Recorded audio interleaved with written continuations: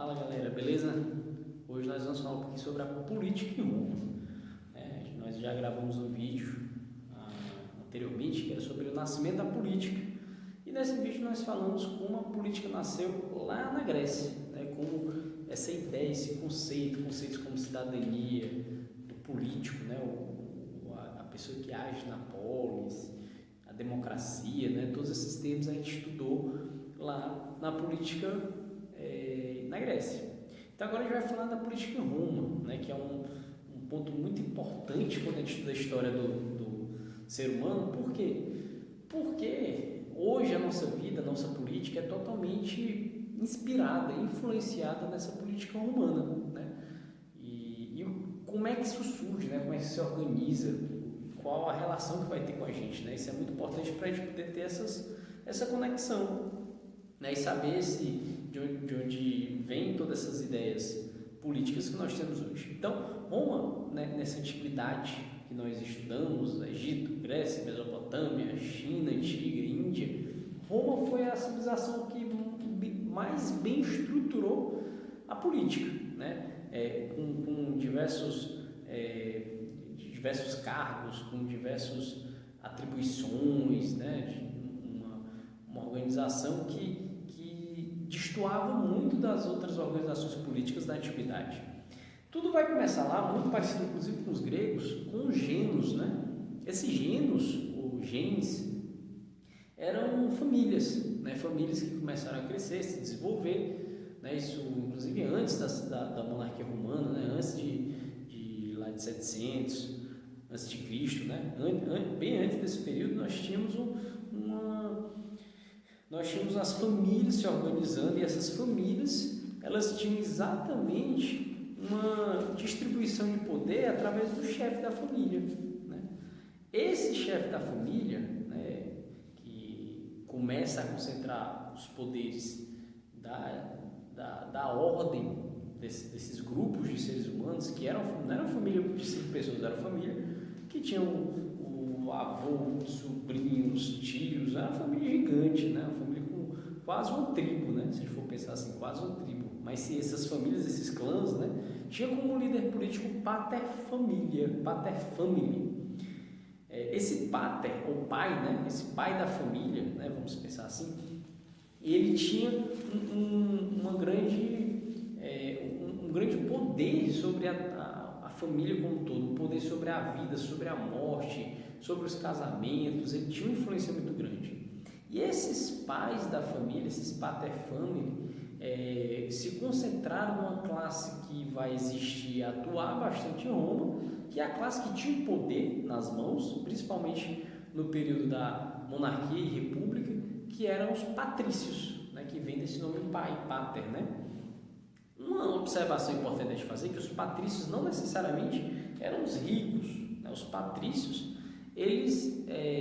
muitos deles tinham riquezas, mas o poder principal vinha da terra, da posse de terra, da agricultura. Tanto que mais para frente, a nova classe que vai surgir, que são o povo excluído dessa administração política, que são os plebeus, muitos deles vão enriquecer muito, porém através do comércio, e não vão ter direitos políticos. Então a gente não pode dizer que quem tinha direitos políticos, quem tinha acesso às magistraturas eram os ricos. Não, eram os patrícios, descendentes dessas famílias, dessas antigas famílias. Isso é até um ponto importante. Em Roma, a gente fala da política, a família tinha um peso muito grande, o sobrenome tinha um peso muito grande, Então não necessariamente era a riqueza quanto valor monetário, porque até mesmo isso não tinha tanta força na época como a terra, como a agricultura, como essa honra das famílias, das antigas famílias. Enfim, esses patrícios, inicialmente na monarquia, eles vão se organizar em assembleias que existiam de 3 modalidades, Vamos pensar, existiam as assembleias curiatas, as centuriatas e as tribunícias, Essas assembleias curiatas, ou as cúrias, como era chamada, eram os chefes os principais chefes dessas famílias, porém tinham atribuições muito religiosas. atribuições ritualísticas, atribuições muito ligadas à religião romana. A centuriato, que era outra assembleia, que era composta por esses patrícios, claro, por esses pais dessas famílias que tinham terras, tinha uma relação muito grande com a guerra, né? Eram cidadãos romanos, né? Tinham plenos direitos de cidadãos romanos, porém tinha uma conexão com a guerra, né?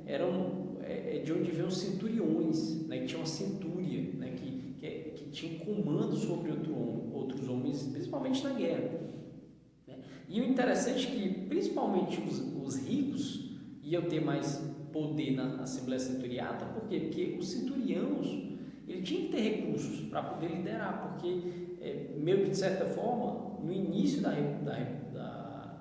monarquia romana o centurião ele era voluntário, ele não era regimentado lá pelo governo, agora você vai ser, não, inicialmente ele era voluntário, então ele tinha que ter recursos para poder fazer parte da centuriata, né? E o interessante, assim, só para você ver o marco dessa questão da guerra, é que as decisões eram tomadas no campo de Marte, que era o campo do deus da guerra, que era Marte, né? E além de tudo, eles tomavam as decisões lá armados, eles iam armados para tomar suas decisões políticas, né? E existia a Assembleia Tribunícia dos representantes das tribos, né? Que tinha tanto as tribos rurais como as urbanas, né? Então você tinha as tribos já a concentração de famílias, várias famílias que compunham uma tribo, né? Então você tinha as tribos rurais, as tribos urbanas e os representantes dessas tribos compõem essa Assembleia Tribunícia. E aí vem a estrutura política que hoje é muito forte, né? Existe praticamente muitos países do mundo e que vai surgir a partir daí, vai nascer disso, que é o Senado. O Senado vai ter uma importância muito grande, principalmente na questão de controlar, de ter um poder sobre o executivo, que na monarquia eram os reis, inclusive quem derrubou o rei na monarquia foi o Senado, depois na República, inclusive quem meio que derrubou e bagunçou toda a República Romana foi o Senado. Não é à toa que Júlio César levou tantas facadas de senadores, porque o cara começou a desafiar o Senado. O Senado era a estrutura mais importante nessa história de Roma como um todo, né? O nome Senado vem de senex, que quer dizer ancião, velho, né? Então provavelmente vem dos antigos conselhos de anciãos das antigas civilizações. Daí veio o Senado. Esse Senado ele tinha esse poder sobre o cônsul, sobre o rei, primeiramente, depois sobre o cônsul, né? Tinha esse poder mesmo de ratificar as decisões ou não, inclusive até de frear, cônsul, tá demais, não é por aí não, você tá tomando um caminho que não é muito certo, fica na tua. Então, o Senado tinha muito poder em relação à organização política como um todo. Era composto por 300 patrícios, eram 300 senadores, né, 300 anciãos, que eram escolhidos pelas assembleias, também é um ponto importante, né? Então, considera-se que provavelmente eram os mais experientes, eram os patrícios que tinham passado por mais guerras, eram os patrícios que tinham passado por muito tempo administrando suas tribos, né, suas famílias, seus genes, né, enfim. Outro ponto que eu acho bem interessante quando a gente fala do Senado e também dessas estruturas políticas gregas é que você tem que imaginar que um senador provavelmente era um veterano de guerra, não era como hoje a gente tem a imagem de um sujeito que bota um palitozinho que vai tomar as decisões. Não, aqui os caras eram guerreiros, faziam parte da guerra, era outra mentalidade, né? Então, que se desse ruim aqui, meu amigo, era quebra-pau mesmo, de espadada na cabeça de um, lança no outro, facadas em o Júlio César. Então, aqui o negócio era resolvido através dos punhos mesmo, das espadas, né, do aço, né? Vamos para a guerra. O negócio era um pouco diferente do que muitas estruturas políticas que nós conhecemos hoje, né?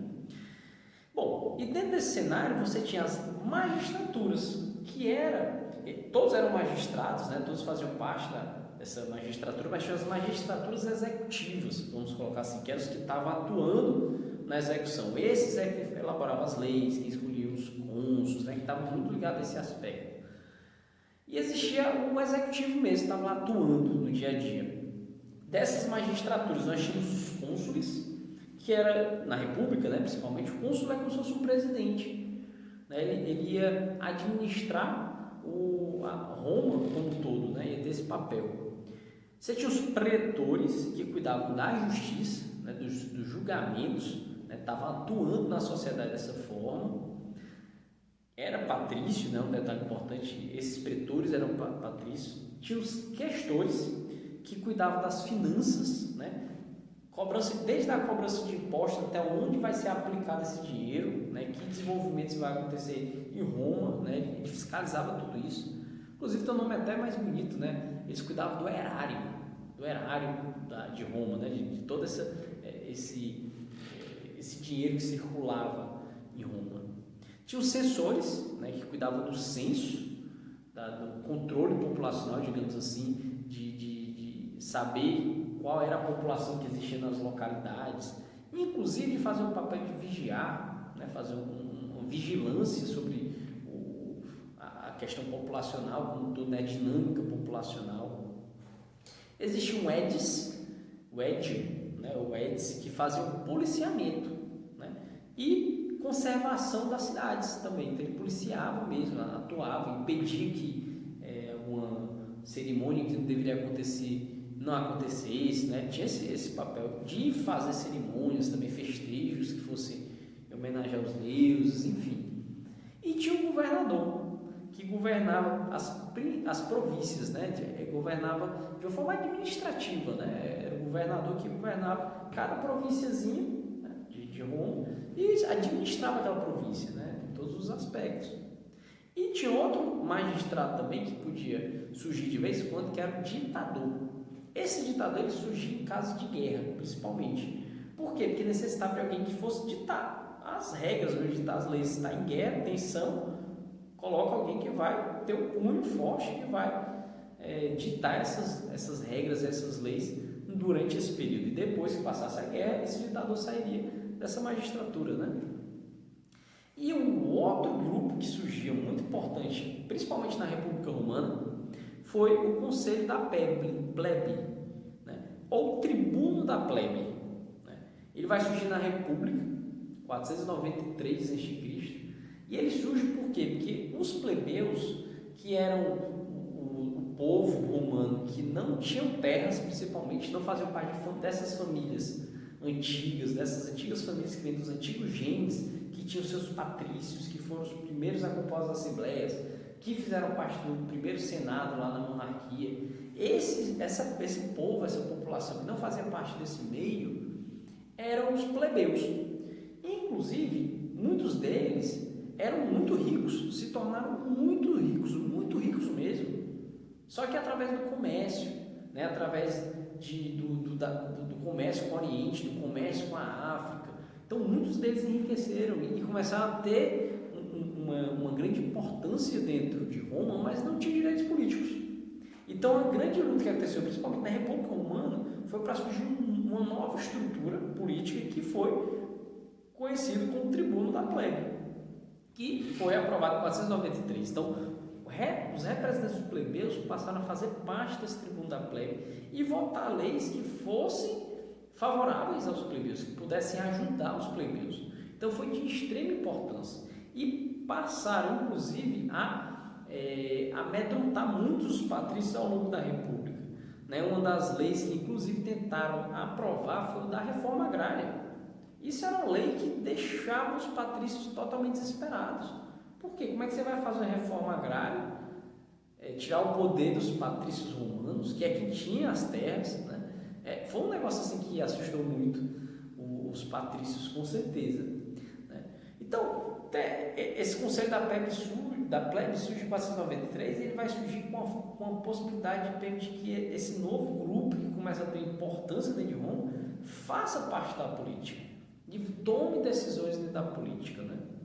Um caso curioso aqui, que é uma forma de observar essa relação dos plebeus com os patrícios, foi uma lei que eles aprovaram, foi a Lei Canuleia. Bem interessante porque foi a permissão de casamento dos patrícios com os plebeus. Como é que a gente pode entender isso em resumo?